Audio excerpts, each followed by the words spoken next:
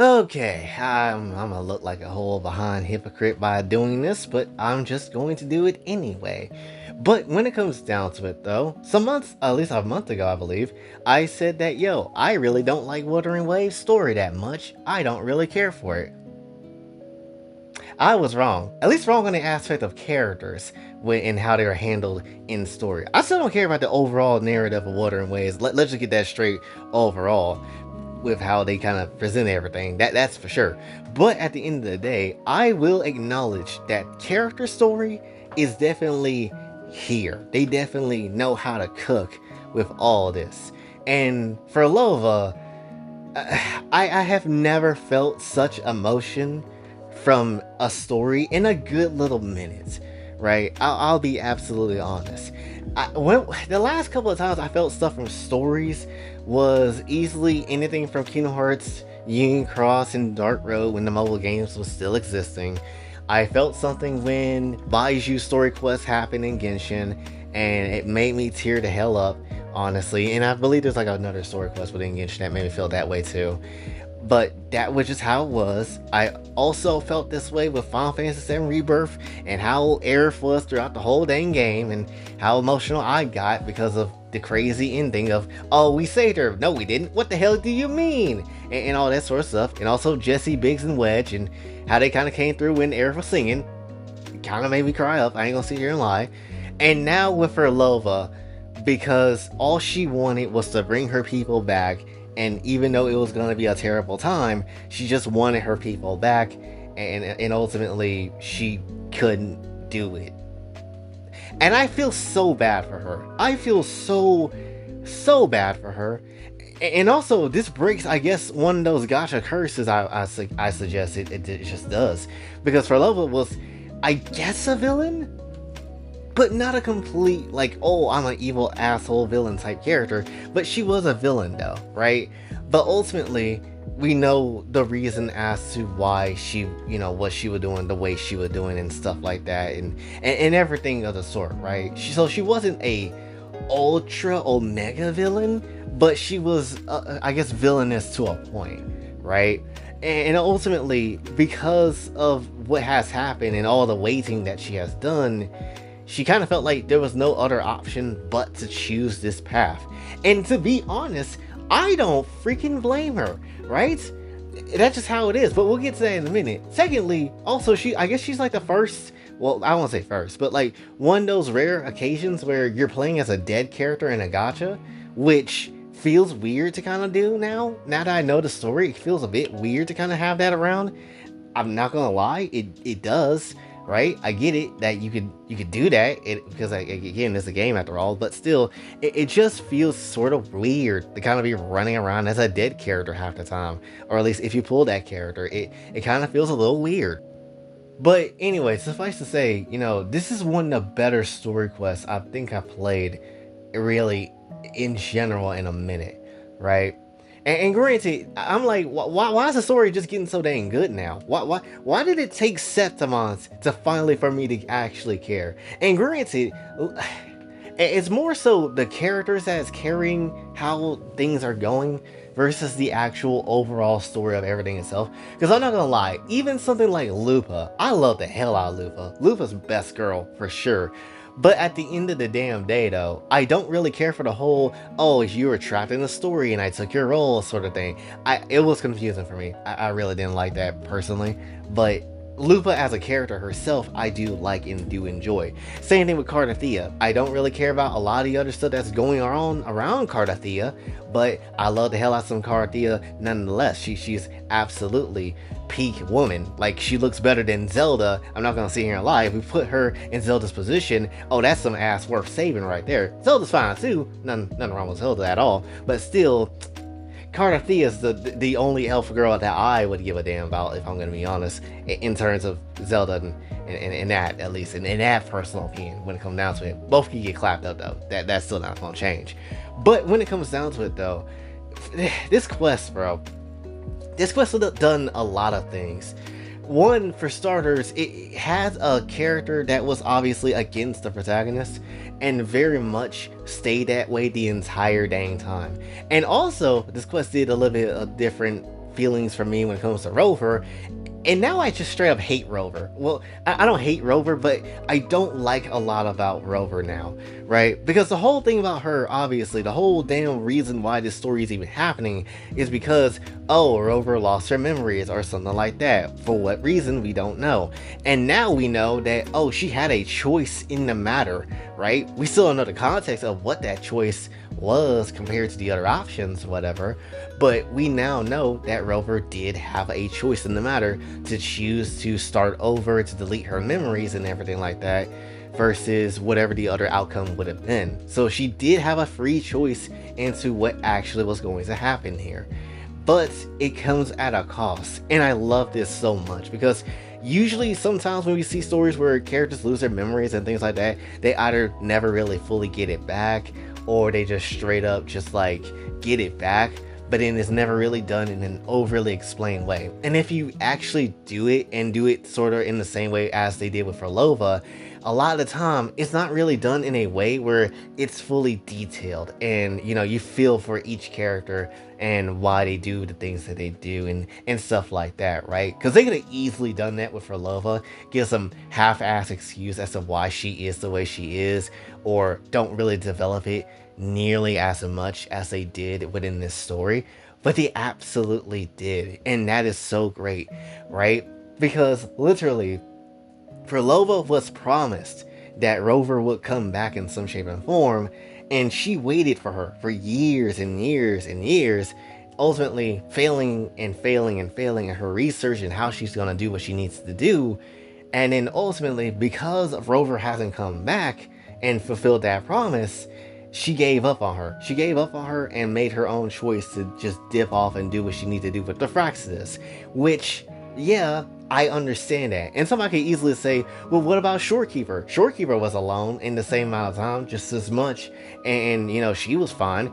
Because Shorekeeper's a damn robot. Yeah, she could get tired too, but she was a damn robot at the end of the damn day. Being a human, a regular ass person, waiting that many years will do something to the brain. Even Genshin has that in their own side of the damn story with the Conrians. Like, they've been existing for years, and essentially some Conrians lose their damn minds. Some have perfectly fine minds intact, or at least perfect enough to be intact in some shape or form, but ultimately they still have mental games to kind of just go through with. Being alone like that for years, or being just chopped and messed up like that for many years, will do something to the human brain. And that doesn't surprise me that, yes, Phrolova cracked and went down the path that she did. And again, I can't really fault her for that. Sure, yes, obviously the path she went down is very much a path where people can die, but at the very same time, I kind of get it. Now, another thing too that I also want to mention, and this is more so just a storytelling thing for just how villains are, but I would also have this feeling of just not being able to just see Phrolova as someone that's unforgivable or something like that. And the reason for that, and this is really just a problem with a lot of villain stories and stuff like this too, is just the fact that I can kind of easily forgive Phrolova for some of the stuff that she's done, because it hasn't really taken a full permanent effect on anything. Like, how a villain usually be like, oh, I'm gonna destroy the city and you can't stop me, and then ultimately the hero stopped them, and so they kind of get put in jail, and that's kind of how it is. Like, they did something bad, they wanted to do something bad, but just stopped them in time. And so it's just kind of like, well, I mean, is it that bad? At least to me. Maybe this is just a me thing, but just like, well, they didn't succeed in what they were trying to do, so did we really lose anything of value? Well, is there any reason why we can't necessarily give them another chance or something like that? That's kind of what I was feeling with Phrolova the entire time, because even with the whole attack of Jin Sho in the beginning of the game, yes, she was very much ready to just destroy everything and do what she had to do there. Much less the same thing was Renacita, and how kind of was with people in that place before we went to Septimont. Like, sure, she was there too, but also at the same time, she didn't really do much of anything, right? We kind of stopped her before she had the chance to really mess something up. And that's just how it is. So as we got to her story quest and as we got to this point, I kind of didn't really hate Phrolova for any reason at all. I get why Rover would hate them because duh, you try to body people in Jinchou and you did what you did in Renesita and Raguna or whatever. And essentially, I get that point. I absolutely do. So I understand Rover's whole standpoint. But as a player and as an audience member, I don't really hate Phrolova as with a deep hatred as Rover does, right? So I get her frustration with wanting to work with Phrolova, but also at the same time, I was getting annoyed with Rover with how much she was just on time and ready just to body Phrolova, even though Phrolova was not necessarily on that type of timing for the most part, right? She wasn't on that type of timing for the most part throughout the whole journey of trying to get the dang gem. She was really more actively trying to figure the whole gym situation out while also dealing with the dead people that's within her as well, within her frequency or whatever. And that's just ultimately how it was when it comes down to that. So Rover was already getting on my nerves a lot of dang time throughout that entire dang quest. And that's just how it was. Again, this is a girl that basically, and again, we wouldn't be in this position if it wasn't for, Rover making that dang promise. Literally, she is someone that has, waited patiently, waited a long period of time. Hell, if you play her birthday clip, she'll tell you to wait patiently, which is crazy work. But when it comes down to it though, she is literally someone that has waited patiently for Rover to come back, experience her whole ass hometown get effed over by a meteor, in getting her dang forte like that, and essentially try to figure out any and other which way of how she could bring her people back, if any way at all, which there really wasn't a true way of doing so. But when it comes down to it, she had went through all of that stuff, and you know what her reward is at the end of the day? The very same person that promised to kind of be for her, to be there with her, ends up becoming, that person and, becoming, coming back to her in some shape or form, but ultimately just against her in this sort of decision and idea. And not just because they came back in an instant, the moment Phrolova needed them. No, they came back many, many, many, many years later, hundreds of years later. And now you mean to tell me that, I'm supposed to be patient again or try to do the right thing again for other people when I've been trying to get help for like the longest of time and I'm supposed to help out other people? Nah, that's not how this works. That's not how I'm about to slide for people. That's just how it is. And again, I get Phrolova's whole ass point. Do I agree with her point? Not in the way of trying to bring back people as tacit discourse, because obviously that's just not how it's going to work. But at the end of the day, I get the point though. And one thing I have to absolutely mention that made me absolutely love this quest for what it is, and I wish more stories did this, is that they challenge the hero's ideals.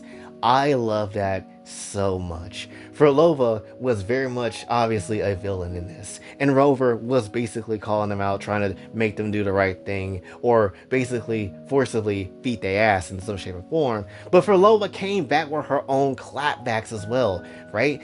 The idea of starting over and, trying to fix things by starting over, what Rover was trying to do, telling Phrolova that, thinking that maybe she could also start over, but then ultimately when she tries to do that or wants to do that, it just doesn't work out for her. And now you mean to tell, Phrolova that, she needs to be on the good path, the right path, and do the right things and all that sort of stuff? Comes hypocritical for someone like Rover in Phrolova's eyes. Like, Rover really was out here basically just being like, yo, there's other things that's more important right now than whatever the hell this kind of feels like and whatever this is.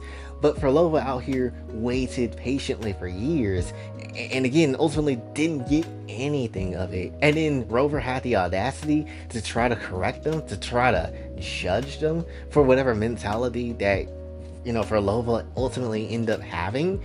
That's bonkers to her, and I agree, it is bonkers. Again, we don't know the reason as to why Rover had to lose their memories or why they chose to lose their memories, but at the end of the day, it does sound like they had a choice. They had a option to say nah, they couldn't have done that or anything like that, but they ultimately started over and chose that option. So when it comes down to it, again, I don't blame Phrolova for feeling the way she does, because yeah, I'd be pretty mad too, and I probably would have snapped as well. I think anybody normally probably would feel some of the same way Phrolova has felt all those dang years of just straight up failure. She did not, yes, Rover did not see the failures and the constant agony and suffering that Phrolova was going through all the years, while Rover come back, ultimately feel like she's just a good guy and do the right thing and whatever, and ultimately thinking that that's just good, that's just how things should be. That's not how that works.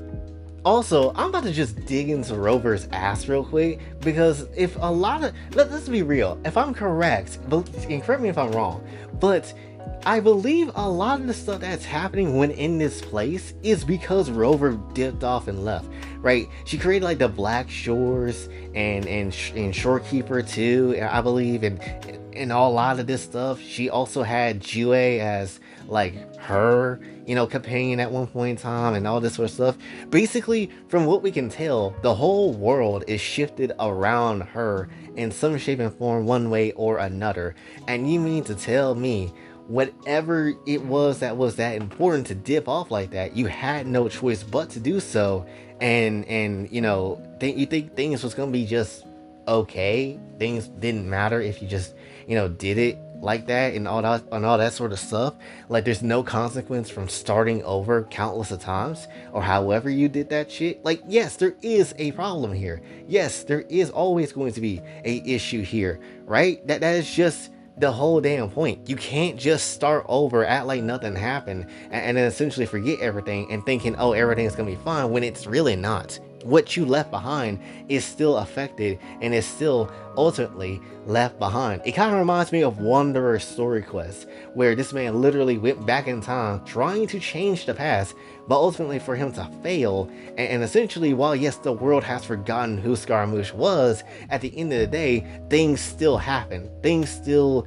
are in motion of what they should be, right? It's like a Samsara. You still remember that body, like muscle memory at the end of the day, even if things repeat. You still have that muscle memory of what you're doing here, and that's just ultimately how it is. Nothing really has changed outside for like everybody else, even if the one thing did.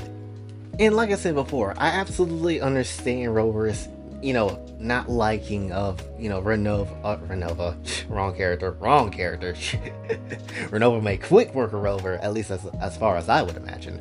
But when it comes down to it though, I understand her hating of Phrolova, but at the end of the day, how do you not see the hypocrisy of your own self when it comes down to it though? Because literally, again, Phrolova called her out on that very same hypocrisy, and even when Phrolova actually gets the sword blow through her whole ass chest and ends up ultimately truthfully dying, essentially all Rover does is look at the edge, maybe not really feeling any sort of like regret or any sort of like sorrow or anything like that, and just carries on like nothing really important just happened there. It's weird. It's such a weird thing. And granted, I hope that Wu was in their team and of writers would actually maybe sort of challenge the protagonist again and actually like fully commit to the idea that yeah, what Rover is doing is important, and they're trying to do the right thing, but who's to say that it's ultimately going to lead into the right outcomes and things like that? How do we know it's not something that isn't just straight up them being righteous for righteousness sake and all that sort of stuff, right? I don't want to see at this point, I don't want to see Rover be some type of like good, absolute good guy character or anything like that. I want to see them actually be challenged and actually be like, you're not really that good, you do a lot of hypocritical stuff, you went this way but you actually went another way, you think this one thing but you actually went this other thing.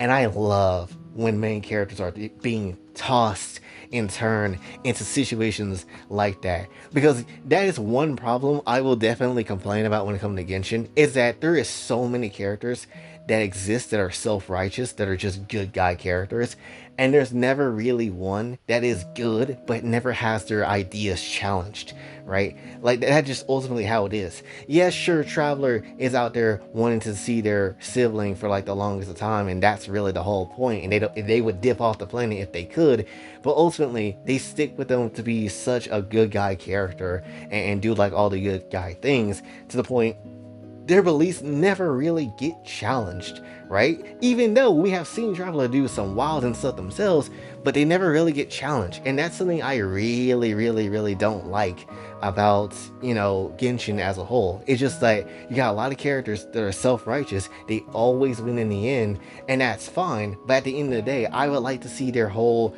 viewpoint of mentality be challenged. That is the main thing. And that is one thing I will absolutely like about this story with Phrolova and Rover, is that Rover's ideas was being challenged here. Even though they didn't fully commit to the idea in the end, still, the ideas were definitely challenged.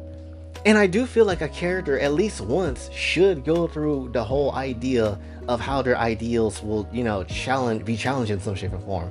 Even someone like Goku, who just does nothing but fight all the time, in the Tournament of Power, it was challenged. Man straight up admitted he ain't no hero or a saint or anybody like that. He's just somebody that's a saint. He's just out here raging with that fury of a good fight. And that's literally what matters to him. He just wants a good fight and not really, wanting to save people because, oh, that's what a good guy should do. That's what a hero should do. At the end of the day, he's not a hero. He's just somebody that really wants to, be out here, wants to box, and maybe if the opportunity arises, do the right thing if he can, right? That's literally how it is. And I appreciate them for at least, using something like that. I love it when a character is challenged for their righteous path and see if it actually holds up in the end, or if it actually, needs to be changed and their mentality needs to be changed in some shape or form, right? That's exactly what I want to see when it comes down to Rover. Because yes, the Phrolova needs to be stopped. Yes, Phrolova was going off the deep end, absolutely. But what says you? What says you that your path is so right and the correct one? Who says you won't start over again? Who says that this whole game won't just shift off into a loop of Rover just starting over again in some shape and form? Who's to say that more people won't resent Rover in some shape and form and create something even worse than the Phrolova? And that's where my current level of anger or at least hatred of Rover kind of comes through at, because she literally went out her way to just be this type of person to forget everything that had everything. We don't know why they dipped off, but still they had everything, and ultimately they shifted their, I guess their personality because they lost everything. And essentially as they came back, walking through the world and everything like that, they end up don't remembering any of the stuff that has happened, which causes people to go and shift up and do a lot of things, which is because of Rover's fault. Again, she shouldn't have made these promises or met with these things or done these things or with these people or whatever, especially because of just how much shit she left behind and the people she left behind too. And hell, even after you beat the story and you decide to go into Phrolova's Beyond World or whatever, essentially you can find Phrolova there, but she hates the hell out of you. And I understand that too. She hates the hell out of you. There's not really much she can, do to make you leave, but she really doesn't like you being there. You can still explore and she will always remain there, thankfully, because I was going to get sad if we couldn't see Phrolova ever again. But still, at least, we do know that, yes, she hates the hell out of her. And I fully get that. I absolutely do. Granted, again, bringing people back as sassy discourse is not necessarily the ideal way of how I would think people should be brought back. And that's just really the only way that is the case. And that's just not how that works. But ultimately, still, again, I feel Renova here. Not Renova, Phrolova. Their names is too dang close. So, I guess to wrap up this whole video, or at least try to, it's just the fact that GG's, Wula, GG's. You absolutely cook when it comes down to character stories and not wasting time. Something that Genshin should very much learn, and I get why people say, oh, storytelling is much better, because it's not a bunch of standing around and just straight up asking the same questions of what we should do over and over again and all that sort of stuff. Which Genshin, I want to say they're starting to learn, because Skirk's Quest was the same sort of vibe I felt with Phrolova's Quest, essentially, with how it wasn't a waste of time. It was actually, learning stuff as we go about the character and stuff like that in general, and it just didn't feel like we were just wasting time on what a random NPC was doing or anything like that. That was the first quest in a long time where actually I feel like things was just mattering out the wazoo. But, Genshin doesn't have a consistent track record of doing something like that. But when it comes down to something like Fuwa, they absolutely do. And sure, sometimes they might not necessarily nail it every time, but they'll nail it the times where they absolutely need to. And then within this Phrolova quest, they absolutely did. Because that was just actually like a non-wasting time issue. They did what they needed to do, and they told the story effectively using their time as much as they could. And granted, there were some times where I felt like, yeah, they didn't need maybe like all these, traveling through water sections here or all this other stuff. But still, they did it enough to the point where it's like I was enjoying the time I was spending with it. And they changed up the gameplay formula, like walking slowly into the cult group of people that was believing in praying to the Sentinel and all that sort of stuff too, which was funny as hell because why am I joining a cult? Oh, okay, I guess, but that's just how it is. But still, nonetheless, Phrolova is.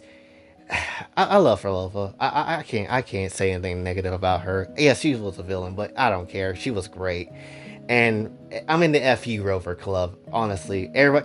Rover should be punished by offering her ass cheeks to everybody and get free use. That's literally what Rover should absolutely do for her punishment, because you just don't have that. You just don't do what you did and just think nothing of it. That's crazy work.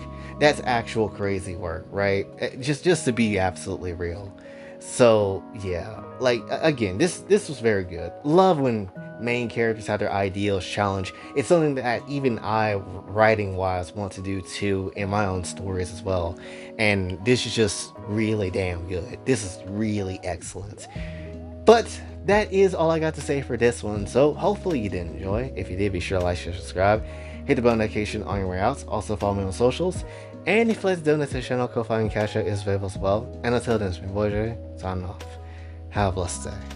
After all, even if you believe with all your heart, even if you wait patiently at a crossroads, the one you're waiting for may have long since forgotten you. Forgotten the promise they swore to keep. I waited for a long time. I won't wait anymore. What was once an unforgettable encounter between us can now be the thread that weaves a paradise for them.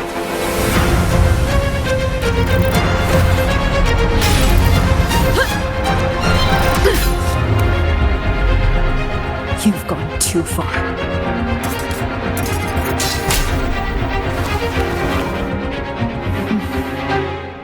You're one to talk.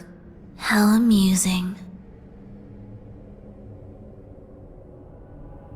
You, with your long life and its endless possibilities, still choosing to start over, even at the cost of all your memories. The irreplaceable bonds, the emotions that make us human, are the brightest lights and most precious treasures in our fragile existence. What madness, what cruelty, what impossible goal would drive you to cast them all aside? You've gone further than I ever could. Perhaps you believe more than I do, that only in endless time can true eternal perfection arise. That only then will a brave new world arrive. We walk different paths, yet in the end, we are both driven by the same madness. Why argue who's fallen further?